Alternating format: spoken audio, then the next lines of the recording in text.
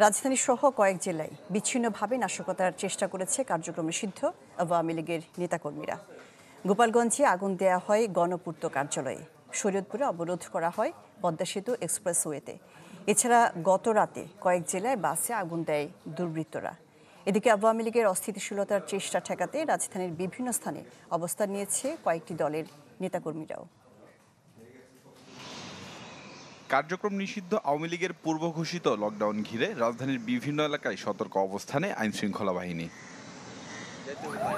বুধবার রাতে কয়েকটি স্থানে গণপরিবহনে চূড়াগুপ্তা হামলা ও আগুন দেয় দুর্বৃত্তরা।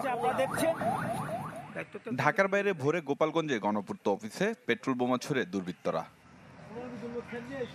শরীয়তপুরের নাওডুবা এলাকায় পদ্মা সেতু এক্সপ্রেসওয়েতে একাধিক ককটেল বিস্ফোরণ করা হয়। পরে শরীয়তপুর থেকে ঢাকা সহ কয়েক জেলার সাথে যান চলাচল বন্ধ হয়ে যায়। গেল রাতে ঢাকা টাঙ্গাইল মহাসড়কে চলন্ত বাসে আগুন দেয় দুর্বৃত্তরা। এছাড়া গাজীপুরে পেট্রোল বোমা সহ ৩ জন এবং ফরিদপুরে হাত বোমা ও ককটেল সহ ৩ জনকে আটক করে আইনশৃঙ্খলা বাহিনী। আর চুয়াডাঙ্গায় এক স্থানীয় আওয়ামী লীগ নেতা সহ ৪১ জনকে গ্রেপ্তার করে গোয়েন্দা পুলিশ। আর ঢাকায় গ্রেপ্তার করা হয় ২ শতাধিক ব্যক্তিকে। পুলিশের পাশাপাশি সেনাবাহিনী, বিজিবি এবং র্যাব সহ গোয়েন্দা সংস্থার লোকজন তারা আমাদের সাথে কাজ করছেন। আশা করি ঢাকা মহানগরের যে আইনশৃঙ্খলা পরিস্থিতি সেটা স্বাভাবিকই রয়েছে এবং থাকবে, এবং জনগণ তাদের স্বাভাবিক কাজকর্ম অন্যান্য দিনের মতো চালিয়ে যেতে পারবে।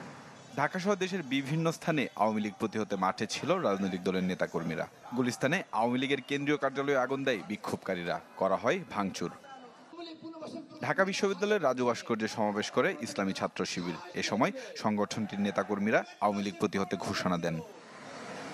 লকডাউন প্রতিহত করতে ধানমন্ডি ৩২ নম্বরেও অবস্থান নিতে দেখা যায় রাজনৈতিক দলকে। সম্রাট হোসেন, চ্যানেল 24, ঢাকা।